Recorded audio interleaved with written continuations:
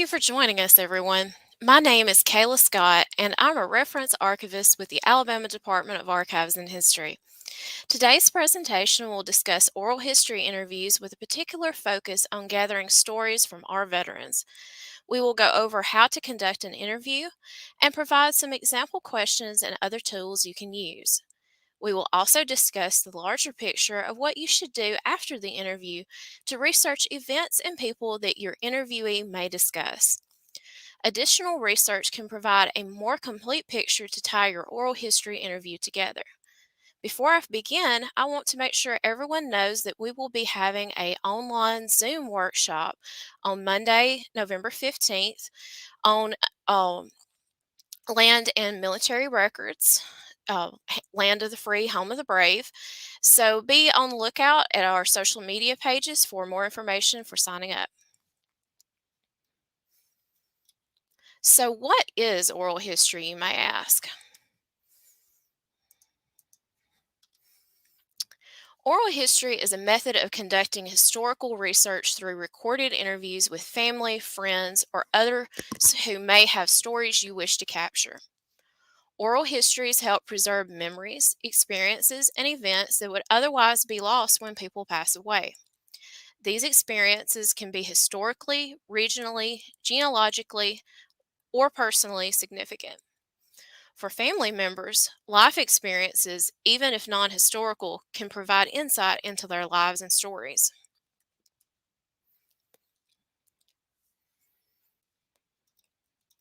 Some tools that you will find useful in conducting an interview include a voice recorder.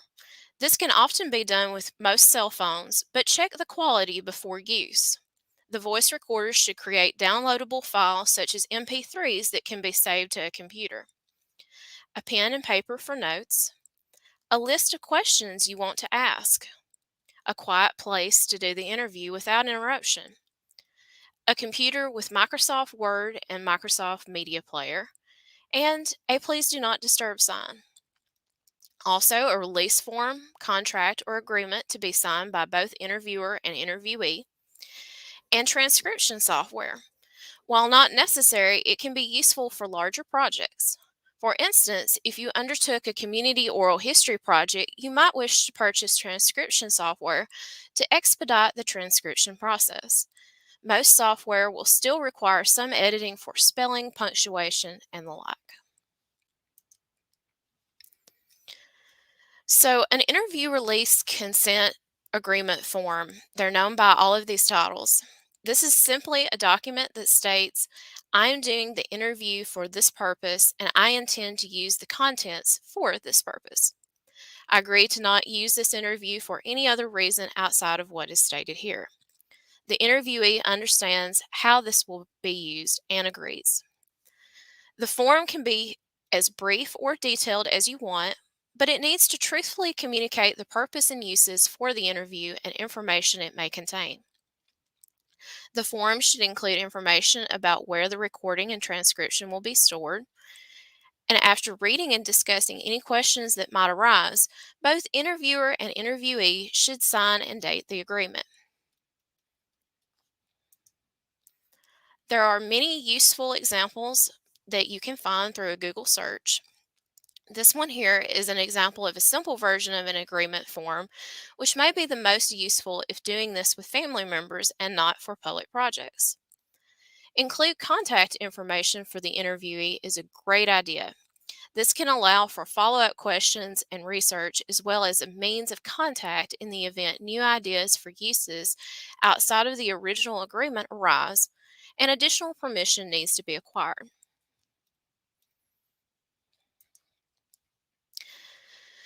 The second example of an interview release form would be ideal for more in-depth projects.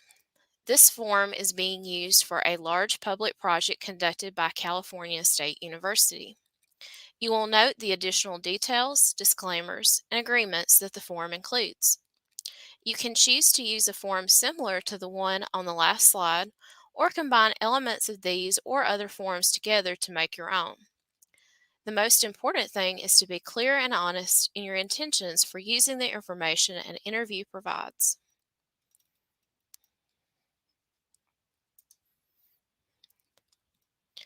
Plan ahead and tailor the questions for your interview subject.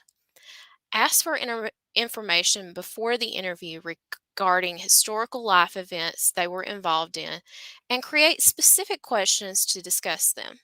Have these questions ready. Start off with easy questions to help get your interviewee comfortable and provide future readers with background information. Begin by stating your name, interview location, date, and reason for the interview. Don't demand answers to your questions. Respect their wishes if they want to skip questions that make them uncomfortable. If they say something, then want to rephrase their answer, allow them to do so. If the recording is being saved publicly, be sure to explain at the beginning of the interview that you cannot edit the recording. Tips for success. Choose a quiet room for the interview where you will not be interrupted. Minimize all possible noise. Silence cell phones. Use a do not disturb sign if needed. Consider locking the door if possible to help prevent interruption. Check the quality of your recorder before your interview appointment. Have a backup power source or additional batteries. Have a defined amount of time for the interview and arrive promptly. Be prepared to schedule multiple interviews if needed and if your interviewee is willing. You may want to limit an interview to around an hour with no more than 2 hours. However, be sure to schedule more time than you think you will need. Have a list of specific questions you want to ask, but be flexible. Be prepared to guide the conversation, but speak as little as possible. The interview should be about the speaker, not the interviewer. Ask for the spellings of names, place names, and terms after the interview. Take quiet notes during the interview. This will help with the transcription process. And remember to be polite and patient. When beginning the interview, allow your interview subject to become more relaxed by beginning with easy, basic questions. Then lead up to asking questions that are more specific to what you are wanting to learn. Each interview will have basic questions and then more detailed questions that are just for that specific interview. Have the previously mentioned sheet of all the interview questions you want to ask with you so you don't lose your train of thought. Some sample questions that you can use in an oral history interview might include: when and where were you born? What were your parents' names? Did you have any siblings? Where did you go to school? Did you attend college? What made you choose your major? Where did you grow up? What was it like? Do you have any amusing stories about your parents, siblings, or growing up years? If married, how did you meet your husband or wife? If you know your interviewee lived through a historic event, ask specific questions about their memories of it. Examples of such historical events could be Twin Towers, JFK's assassination, the Great Depression, World War II, etc. You can ask your interviewee questions such as: what do you remember about growing up during the Great Depression? What were some things that your family did to make it through that time? What did insert location look like during the 1950s or other applicable dates? How much did World War II affect what was going on here at home? Do you remember ration books? What do you remember most about the Vietnam War era? Question examples for World War II and other military service can include: did you serve in World War II? If so, in what theater were you in?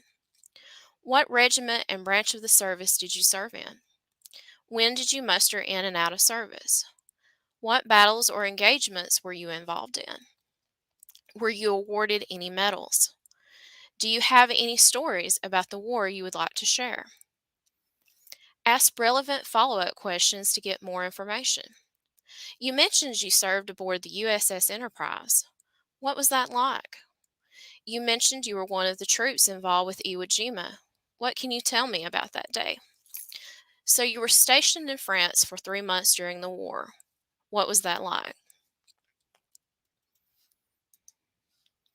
Specific questions for Vietnam, Gulf War, and the Iraqi conflict can include: What do you remember about the Tet Offensive? Were you involved in any way? How do you feel Vietnam War veterans were treated after the war? Do you feel like this has changed in recent years? What was your involvement in the Gulf War? Tell me about your assignments. You mentioned being stationed in Kuwait. What was the area like? And other general questions can include, what caused you to join the service? Were you drafted, or did a specific person or event influence your decision to join? If you have brief answers or things are getting off track, ask follow-up questions. You can ask things like, so you mentioned seeing propaganda posters on all the street corners. Can you tell me what they said? Going back to our question about serving on the USS Enterprise, can you tell me more about what a normal day on board looked like? Such redirecting questions are polite, but invite the interviewee to go back to the subject at hand. And if you have an interviewee who is reticent, you may need to use similar tactics to draw them out. If they give you a two-sentence or worse, two-word answer, and you need more information, ask them for details about something they said in those two words or sentences. If you ask a question about what it was like to serve in World War II and they say it was hard, follow up with questions like, tell me about what made it hard for you, or I'm sure you have many examples, but can you discuss with me what made it hard to get through World War II? Can you tell me anything further about where you were stationed during the war? Here is an example of how to format the beginning of your interview, not only in how you begin the conversation, but also how you can format the final transcribed document. Begin the document by giving the name of who you are interviewing, your name, or the name of the interviewer. Also list the date of the interview and the name of the person transcribing it. The abstract section gives a brief summary of who the person being interviewed is, what they have accomplished, and subjects the interview covers. The opening of the interview itself should identify the date, location, and names of the people involved in the interview. If you are interviewing a family member or someone you know well, you may wish to note the relationship between you and the person you are interviewing.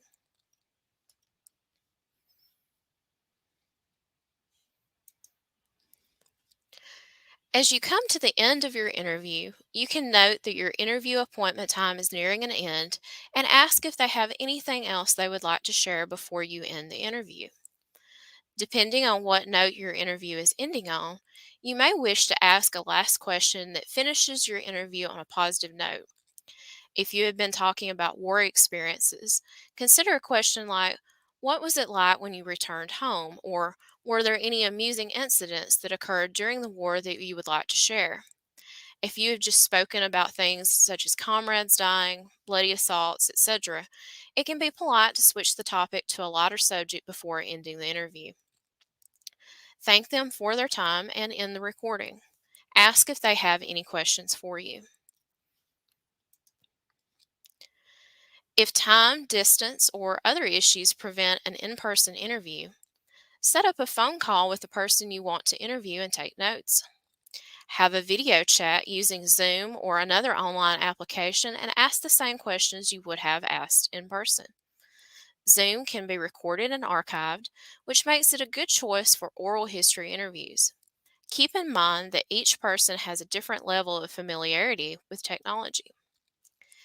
Email or snail mail a list of questions to the person and ask them to respond. A downside to this method is that responses will most likely be briefer than a back and forth conversation would allow.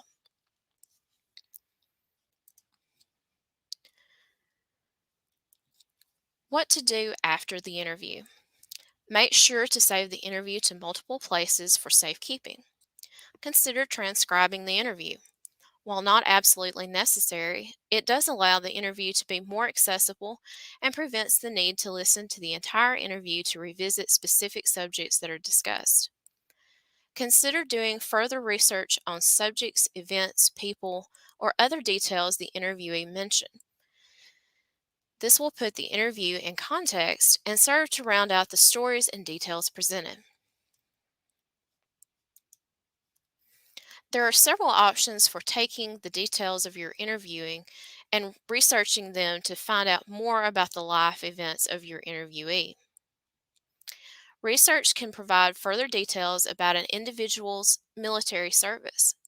Asking questions in the interview, such as what regiment or outfit they were in and their dates of service, can give you the information you need to look for books and newspaper articles that will mention their service. The online military records database Fold 3 can provide access to draft cards and other information regarding military service.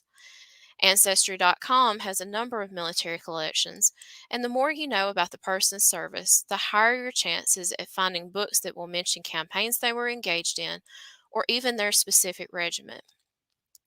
Maps are helpful for understanding the area where a war occurred, as well as the path your person took while they were in service.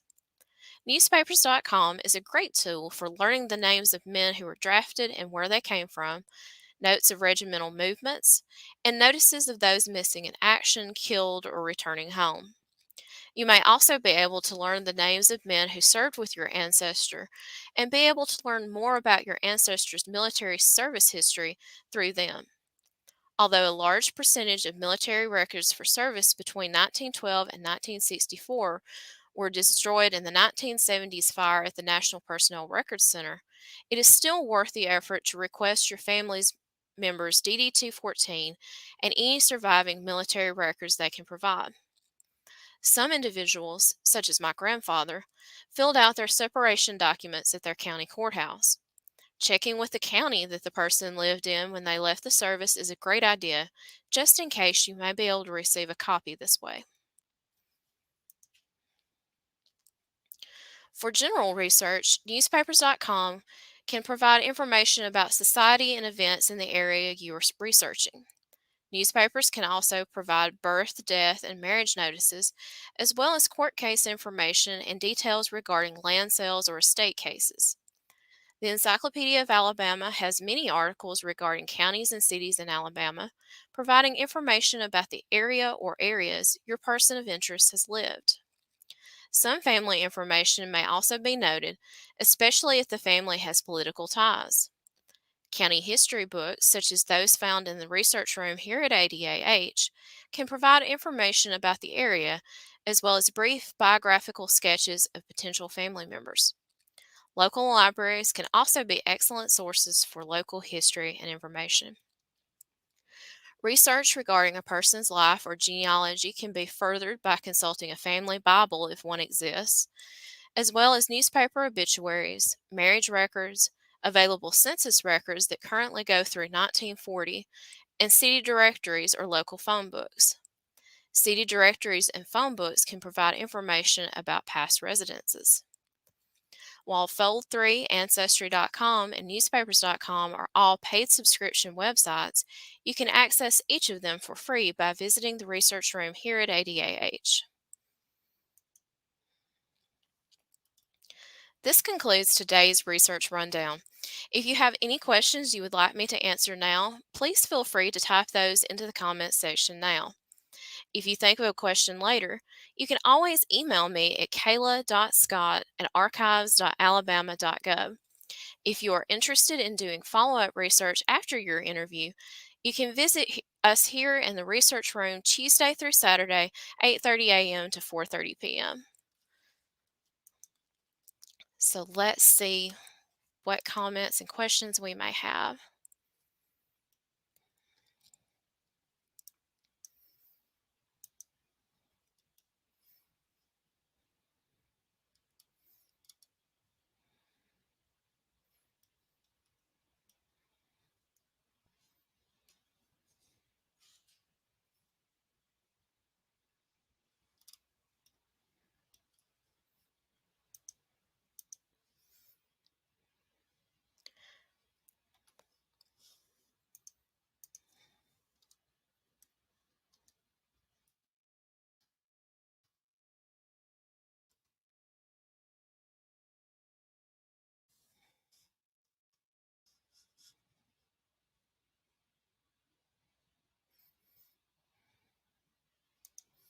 Let's see.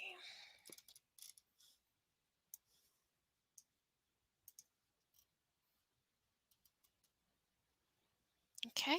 Make sure if you've got any questions, you can put those in the comments section on Facebook or on YouTube.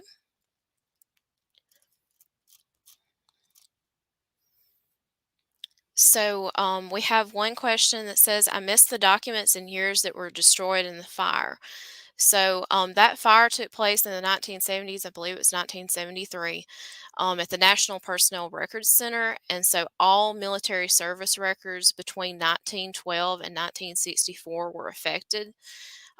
There are some that managed to survive. It's just very spotty. I wasn't able to find my grandfather's through them, and that's why I had to go to the county courthouse to be able to basically family lore told me that that's where he had actually signed his separation documents. So we went there and actually were able to get a copy, but it doesn't list all the medals that he had. So that's something as well. If you can get someone to speak about their military service while they're still alive, then you can learn details that a DD 214 or other documents would miss. I hope that answers your question, Lori. My email address is kayla.scott. It's KAYLA.SCOTT at archives.alabama.gov. And I'll be glad to hear from anyone who has any comments or questions or anything that we can help with here at ADH.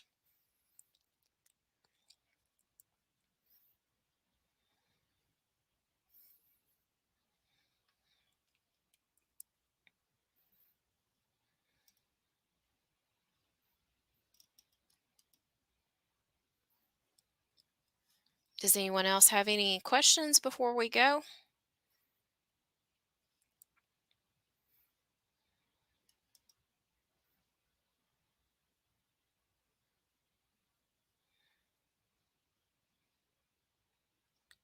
Okay.